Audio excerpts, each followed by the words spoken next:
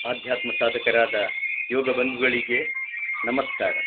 ನಾವು ಈ ದಿನ ಯೋಗದ ಅಂತರಾಯಗಳು, ಯೋಗದ ಸಿದ್ಧಿಗಳು ಹಾಗೂ ಸಂಯಮ ಎಂಬ ವಿಷಯದ ಬಗ್ಗೆ ಬಹಳಷ್ಟು ವಿಚಾರಗಳನ್ನು ತಿಳಿದುಕೊಳ್ಳಲು ಪ್ರಯತ್ನಿಸೋಣ. ಅದಕ್ಕೆ ಮೊದಲು ಚಿತ್ತ ಪ್ರಸಾದ ಎಂಬ ವಿಷಯದ ಬಗ್ಗೆ ತಿಳಿದುಕೊಳ್ಳೋಣ. ಓಂ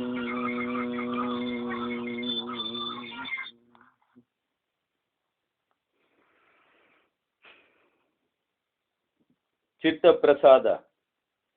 ಯೋಗ ದರ್ಶನದಲ್ಲಿ 3 ವಿಧವಾದ ಭಾವನೆಗಳನ್ನು ಕುರಿತಾಗಿ ಹೇಳಲಾಗಿದೆ.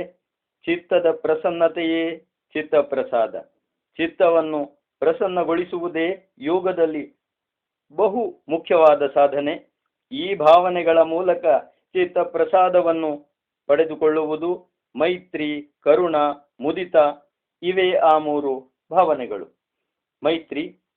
ಮೈತ್ರಿ ಎಂದರೆ ಇತರರೊಂದಿಗೆ ಸ್ನೇಹದಿಂದ ಇರುವುದು. ಯೋಗ ಸಾಧಕರು ಸುಖದಿಂದ ಜೀವಿಸುತ್ತಿರುವ ಸಕಲ ಪ್ರಾಣಿಗಳೊಂದಿಗೆ ಮೈತ್ರಿಯ ಭಾವನೆಯನ್ನು ಬೆಳೆಸಿಕೊಳ್ಳಬೇಕು. ಇದರಿಂದ ಇತರರೊಂದಿಗೆ ಇರುವ ಈರ್ಷ್ಯೆಯು ದೂರವಾಗುತ್ತದೆ. ಕರುಣ, ದುಃಖದಲ್ಲಿ ಇರುವವರೊಂದಿಗೆ ಕರುಣೆಯಿಂದ ಇರಬೇಕು. ಅಂತಹವರಿಗೆ ಕರುಣೆಯನ್ನು ತೋರುವುದರಿಂದ ಇತರರ ದುಃಖವನ್ನು ನಿವಾರಣೆ ಮಾಡಬೇಕೆಂಬ ಭಾವನೆಯು ನಮ್ಮಲ್ಲಿ ಬೆಳೆಯುತ್ತದೆ. ಅಲ್ಲದೆ ಇತರರಿಗೆ ಅಪಕಾರ ಮಾಡಬೇಕೆಂಬ ದುಷ್ಟ ಭಾವನೆಯೂ ಕೂಡ ದೂರವಾಗುತ್ತದೆ. ಮುದಿತ ಎಂದರೆ ಹರ್ಷ. ಇತರರೊಂದಿಗೆ ಹರ್ಷದಿಂದ ಇರಬೇಕು. ಪುಣ್ಯಾತ್ಮರೊಂದಿಗೆ ಹರ್ಷದಿಂದ ಇರುವುದರಿಂದ ಅಸೂಯೆಯು ಮಾಯವಾಗುತ್ತದೆ. ಇವುಗಳೊಂದಿಗೆ ಇನ್ನೊಂದು ಸಾಧನೆಯನ್ನು ಇದರೊಂದಿಗೆ ಹೇಳಲಾಗಿದೆ. ಅದೇ ಉಪೇಕ್ಷೆ. ಪಾಪ ಕಾರ್ಯವನ್ನೇ ಮಾಡುವವರೊಂದಿಗೆ ಉಪೇಕ್ಷೆಯಿಂದ ಇರಬೇಕು. ಇದರಿಂದಾಗಿ ಅವರು ಪಾಪಗಳನ್ನು ಮಾಡುವುದನ್ನು ಬಿಡುವರು. ಅಲ್ಲದೆ ಸಾಧಕನ ಕೋಪವೂ ಕೂಡ ಕಡಿಮೆಯಾಗುವುದು. ಈ ರೀತಿಯ ಸಾಧನೆಯಿಂದ ಚಿತ್ತವು ಪ್ರಸನ್ನವಾಗುತ್ತದೆ. ಇದು ಮುಂದುವರೆದಂತೆ ಪ್ರಸನ್ನ ಚಿತ್ತವು ಏಕಾಗ್ರತೆಯನ್ನು ಪಡೆದು ನಿರುದ್ಧದ ಸ್ಥಿತಿಯನ್ನು ಪಡೆದುಕೊಳ್ಳುತ್ತದೆ. ಯೋಗದ ಅಂತರಾಯಗಳು: ವ್ಯಾಧಿ, ಸ್ತ್ಯಾನ, ಸಂಶಯ, ಪ್ರಮಾದ, ಆಲಸ್ಯ, ಅವಿರತಿ, ಭಾರತೀ ದರ್ಶನ, ಅಲಬ್ಧ ಭೂಮಿಕತ್ವ, ಅನವಸ್ಥಿತತ್ವ ಇವುಗಳನ್ನು ಯೋಗದ ಅಂತರಾಯಗಳು ಎನ್ನಲಾಗಿದೆ. ಅಂದರೆ ಯೋಗ ಸಾಧನೆಗೆ ಇವುಗಳು ಅಡ್ಡಿಗಳು. ಸಮಾಧಿಯನ್ನು ಪಡೆದುಕೊಳ್ಳುವುದಕ್ಕೆ ಇವು ವಿಘ್ನಗಳಾಗಿವೆ. ಇವು ಚಿತ್ತವೃತ್ತಿಗಳೊಂದಿಗೆ ಇರುತ್ತವೆ. ಚಿತ್ತವೃತ್ತಿಗಳ ನಿರೋಧವಾದರೆ ಇವು ಇರುವುದಿಲ್ಲ. ವ್ಯಾಧಿ, ವಾತ, ಪಿತ್ತ, ಶ್ಲೇಷ್ಮ ಇವುಗಳಿಂದ ಉಂಟಾಗಿರುವ ಧಾತುಗಳು ಒಂದು ಅಂಗ. ಅನ್ನಾದಿಗಳ ಕಾರಣದಿಂದ ಹುಟ್ಟುವ ರಸ ಇನ್ನೊಂದು ಅಂಗ. ವಿಷಯಗಳನ್ನು ಗ್ರಹಿಸುವ ಇಂದ್ರಿಯಗಳು ಮತ್ತೊಂದು ಅಂಗ.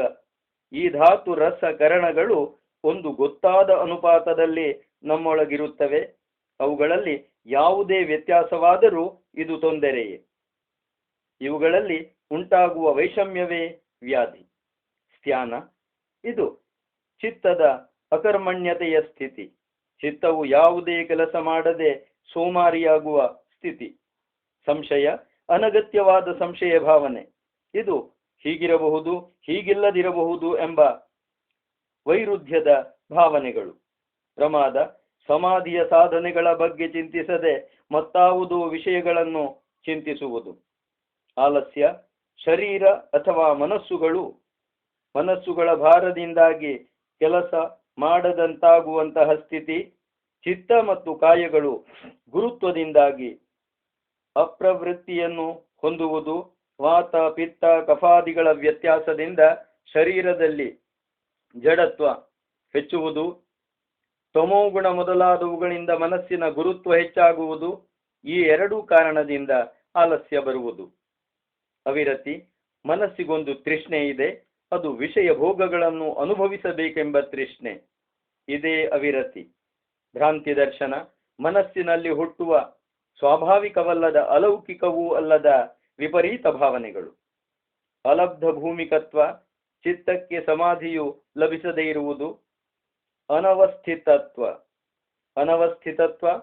ಸಮಾಧಿಯ ಭೂಮಿ ದೊರೆತರೂ ಕೂಡ ಅದು ಬಹುಕಾಲ ಉಳಿಯದೆ ಚಿತ್ತವು ಅಲ್ಲಿ ನೆಲೆಸಲು ಆಗದಿರುವುದು. ಆದರೆ ಸಮಾಧಿಯನ್ನು ಪಡೆದ ಮೇಲೆ ಮನಸ್ಸು ಸ್ಥಿರವಾಗುವುದು. ಇದಲ್ಲದೆ ಚಿತ್ತ ವಿಕ್ಷೇಪಗಳ ಜೊತೆಗಿರುವ 4 ದೌರ್ಬಲ್ಯಗಳಿವೆ.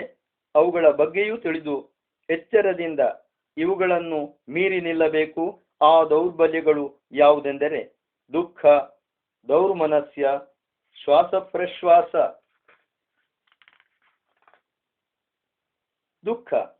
ದುಃಖವು ಅಧಿದೈವಿಕ, ಅಧಿಭೌತಿಕ ಅಥವಾ ಆಧ್ಯಾತ್ಮಿಕ ಕಾರಣದಿಂದ ಬರುತ್ತದೆ.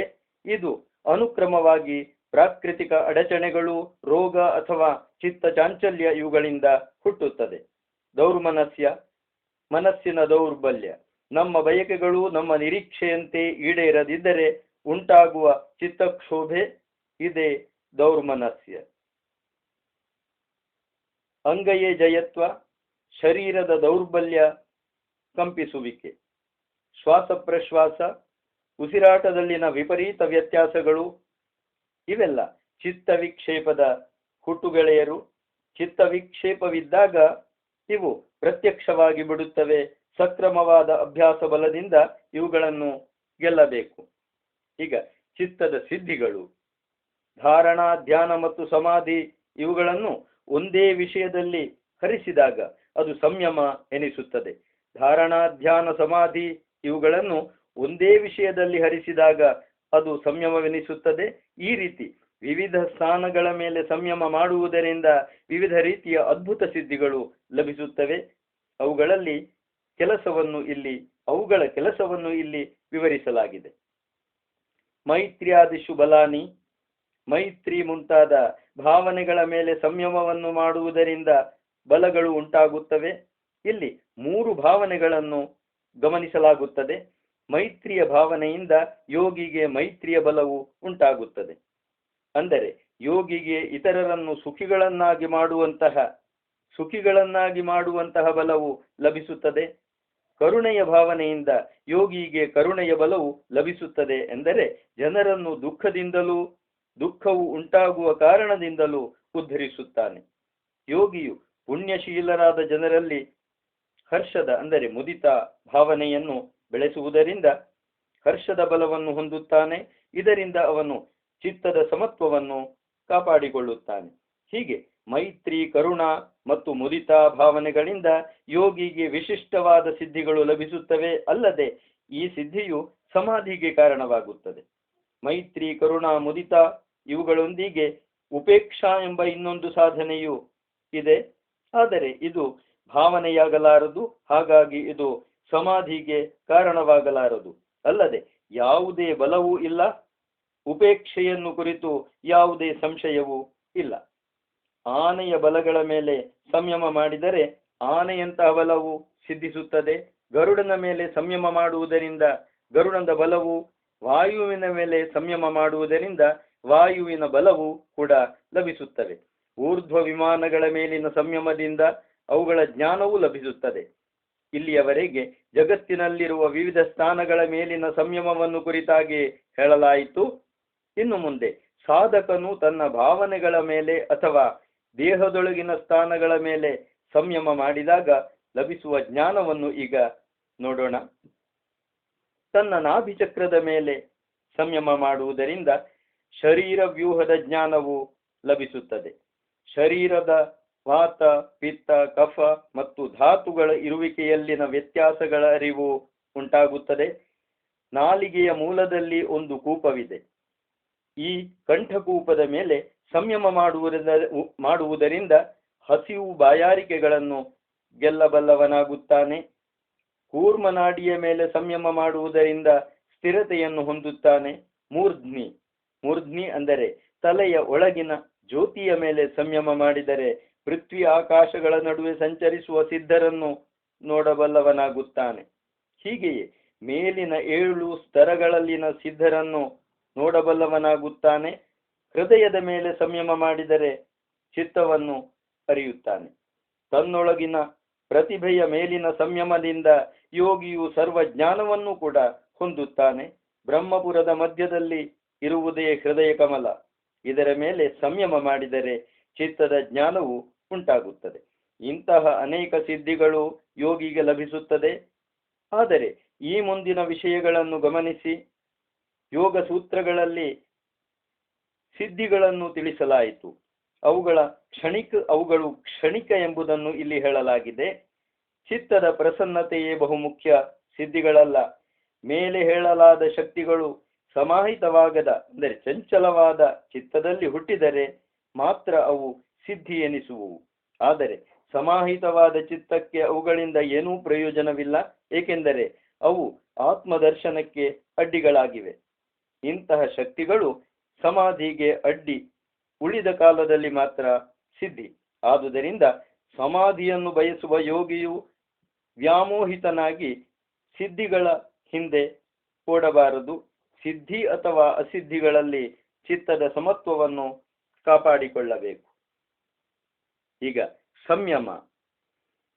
ಪತಂಜಲಿಯು ರಚಿಸಿರುವ ಸೂತ್ರಗಳಿಗೆ ಪಾತಂಜಲ ದರ್ಶನವೆಂದೇ ಹೆಸರು. ಪಾತಂಜಲ ದರ್ಶನದಲ್ಲಿ ಒಟ್ಟು 4 ವಿಭಾಗಗಳಿವೆ: ಸಮಾಧಿಪಾದ, ಸಾಧನಪಾದ, ವಿಭೂತಿಪಾದ, ಕೈವಲ್ಯಪಾದ. ಸಮಾಧಿಪಾದ, ಸಾಧನಪಾದ, ವಿಭೂತಿಪಾದ ಹಾಗೂ ಕೈವಲ್ಯಪಾದಗಳೆಂಬ ಒಟ್ಟು 4 ವಿಭಾಗಗಳಿವೆ. ಮೊದಲನೆಯ ಅಧ್ಯಾಯದಲ್ಲಿ ಸಮಾಧಿಯ ಸ್ವರೂಪವನ್ನು ವಿವರಿಸಲಾಗಿದೆ. 2ನೆಯ ಮತ್ತು 3ನೆಯ ಅಧ್ಯಾಯಗಳಲ್ಲಿ ಯಮ, ನಿಯಮ, ಆಸನ, ಪ್ರಾಣಾಯಾಮ, ಪ್ರತ್ಯಾಹಾರ, ಧಾರಣ, ಧ್ಯಾನ, ಸಮಾಧಿ ಇವುಗಳನ್ನೊಳಗೊಂಡ ಅಷ್ಟಾಂಗ ಯೋಗವನ್ನು ವಿವರಿಸಲಾಗಿದೆ. 4ನೆಯ ಅಧ್ಯಾಯದಲ್ಲಿ ಕೈವಲ್ಯವನ್ನು ವಿವರಿಸಲಾಗಿದೆ.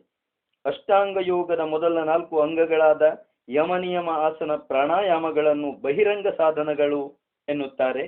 5ನೆಯದಾದ ಪ್ರತ್ಯಾಹಾರವು ಇಂದ್ರಿಯಗಳನ್ನು ನಿಯಂತ್ರಿಸುವ ಕಲೆ. ಕೊನೆಯ 3 ಅಂಗಗಳೇ ಧಾರಣ, ಧ್ಯಾನ, ಸಮಾಧಿ. ಧಾರಣ ಒಂದು ನಿರ್ದಿಷ್ಟ ಸ್ಥಾನದ ಮೇಲೆ ಚಿತ್ತವನ್ನು ನಿಲ್ಲಿಸುವುದು. ಉದಾಹರಣೆಗೆ ಮೂಗಿನ ತುದಿಯಲ್ಲಿ, ನಾಲಿಗೆಯ ತುದಿಯಲ್ಲಿ, ಹೃದಯದಲ್ಲಿ ಇತ್ಯಾದಿ. ಇಲ್ಲವೇ ಹೊರಗಿನ ಯಾವುದಾದರೂ ಒಂದು ವಸ್ತುವಿನ ಮೇಲೆ ಚಿತ್ತವನ್ನು ನಿಲ್ಲಿಸುವ ಕ್ರಮಕ್ಕೂ ಕೂಡ ಧಾರಣ ಎಂದು ಹೆಸರಿದೆ. ಧ್ಯಾನ ಧಾರಣಾದಿಂದ ಸಾಧಿಸಿದ ಚಿತ್ತದ ಸ್ಥಿತಿಯು ತಾನೇ ತಾನಾಗಿ ನಿರಂತರವಾಗಿ ಧ್ಯೇಯ ವಸ್ತುವಿನತ್ತ ಹರಿಯುವಿಕೆ. ಧಾರಣಾದಿಂದ ಸಾಧಿಸಿದ ಚಿತ್ತದ ಸ್ಥಿತಿಯು ತಾನೇ ತಾನಾಗಿ ನಿರಂತರವಾಗಿ ಧ್ಯೇಯ ವಸ್ತುವಿನತ್ತ ಹರಿಯುವಿಕೆ. ಪ್ರತ್ಯಯದ ನಿರಂತರವಾದ ಮತ್ತು ಏಕರೀತಿಯಾದ ಪ್ರವಾಹವೇ ಧ್ಯಾನ.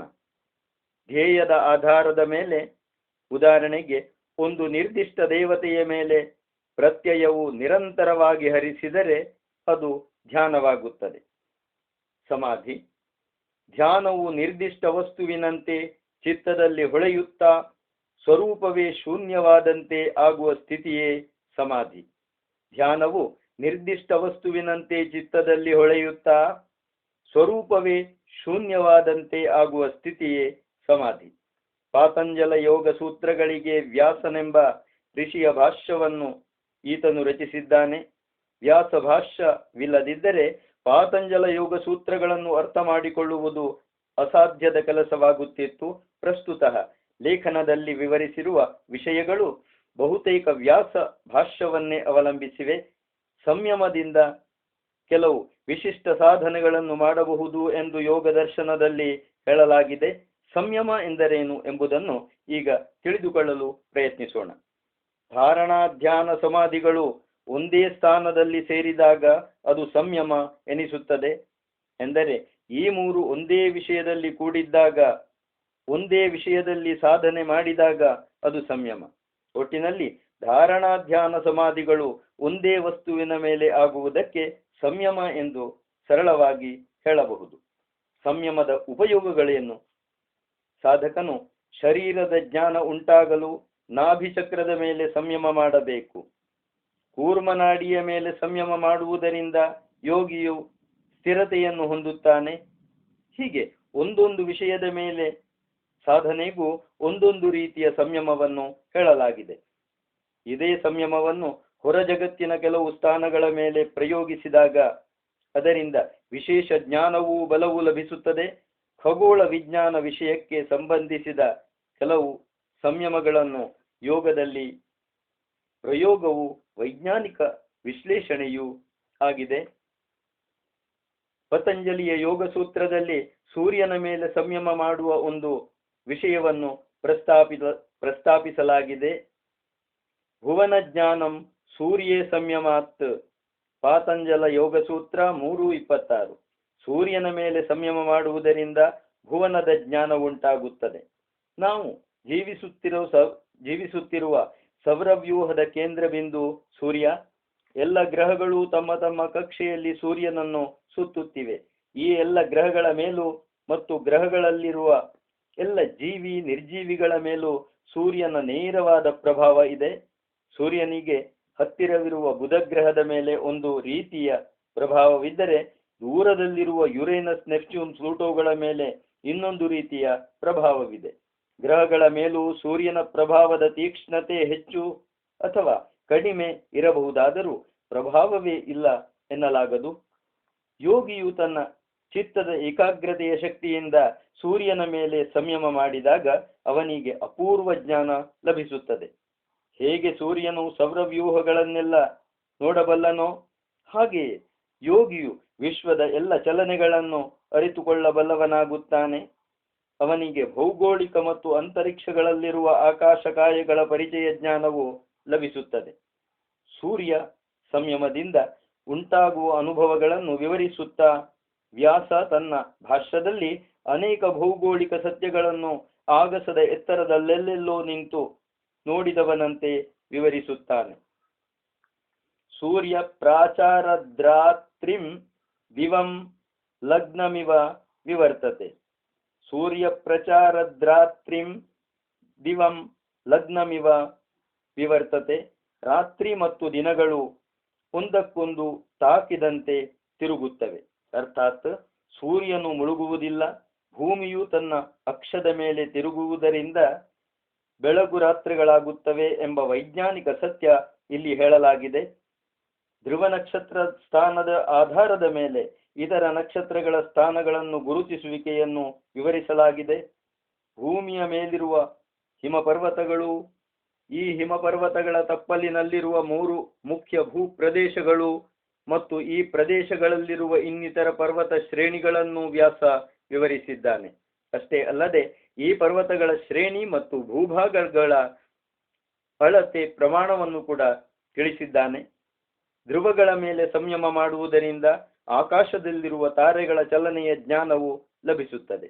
ಹೀಗೆಯೇ ಚಂದ್ರನ ಮೇಲೆ ಸಂಯಮ ಮಾಡುವುದರಿಂದ ಸಂಪೂರ್ಣ ತಾರಾವ್ಯೂಹದ ಜ್ಞಾನವು ಲಭಿಸುತ್ತದೆ. ಸೂರ್ಯದ್ವಾರದಲ್ಲಿ ಅಂದರೆ ಸುಷುಮ್ನಾ ನಾಡಿಯಲ್ಲಿ ಸಂಯಮ ಮಾಡುವುದರಿಂದ ಎಲ್ಲ ವಸ್ತುಗಳ ಸಾಕ್ಷಾತ್ಕಾರವಾಗುತ್ತದೆ. ವ್ಯಾಸನು ನೀಡಿರುವ ಭೂಗೋಳ ಮತ್ತು ಖಗೋಳದ ವರ್ಣನೆಯು ಮೇಲುನೋಟಕ್ಕೆ ಕೇವಲ ಕಾವ್ಯಾತ್ಮಕವಾಗಿ ಕಂಡರೂ ಕೂಡ ಅತ್ಯಂತ ವಸ್ತುನಿಷ್ಠವಾಗಿಯೇ ಇದೆ. ಖಗೋಳದ ಸಂಶೋಧನೆಗಾಗಿ ಇಲ್ಲಿ ಅಳವಡಿಸಿಕೊಂಡಿರುವ ತಂತ್ರವು ವೈಜ್ಞಾನಿಕವಾಗಿಯೇ ಇದೆ. ಭೂಭಾಗಗಳನ್ನು, ಪರ್ವತ ಸಮುದ್ರಗಳನ್ನು ವಿವರಿಸುವಾಗ ಉಪಯೋಗಿಸಿರುವ ನಾಮಪದಗಳು ಬಹುಶಃ ಈಗ ಬಳಕೆಯಲ್ಲಿಲ್ಲ. ಹೀಗೆಯೇ ಭೂಗೋಳವನ್ನು ವಿವರಿಸುವಾಗ ಉಪಯೋಗಿಸಿರುವ ತಾಂತ್ರಿಕ ಶಬ್ದಗಳು ಕೂಡ ಬಹುತೇಕವಾಗಿ ಈಗ ಬಳಕೆಯಲ್ಲಿಲ್ಲ. ಆದುದರಿಂದ ಅವುಗಳನ್ನು ಪ್ರಸ್ತುತ ಶಬ್ದ ಭಂಡಾರದ ಜೊತೆಗೆ ಸಮನ್ವಯ ಮಾಡಿ ನೋಡಿದರೆ ಅಲ್ಲಿನ ವಿಚಾರದ ವೈಜ್ಞಾನಿಕ ಸತ್ಯಗಳನ್ನು ಅರ್ಥ ಮಾಡಿಕೊಳ್ಳಬಹುದು. ಭೂಮಿಯು ಅಂಡಾಕಾರವಾಗಿದೆ ಎಂಬುದನ್ನು ವ್ಯಾಸ ವಿವರಿಸಿದ್ದಾನೆ. ಭಾರತದ ಭೂಪ್ರದೇಶ, ಅದರ ಸುತ್ತಮುತ್ತಲಿನ ಸಮುದ್ರಗಳು, ಸಣ್ಣ ಪುಟ್ಟ ದ್ವೀಪಗಳು ಮುಂತಾದವುಗಳನ್ನು ಇಲ್ಲಿ ವರ್ಣಿಸಿದ್ದಾನೆ. ಭೂಮಿಯು ಆಕಾಶದಲ್ಲಿ ಸುತ್ತುತ್ತಿರುವ ರೀತಿಯನ್ನು ವ್ಯಾಸ ವರ್ಣಿಸಿರುವ ರೀತಿಯು ತುಂಬಾ ಅರ್ಥಗರ್ಭಿತವಾಗಿದೆ. ಅಂಡಂ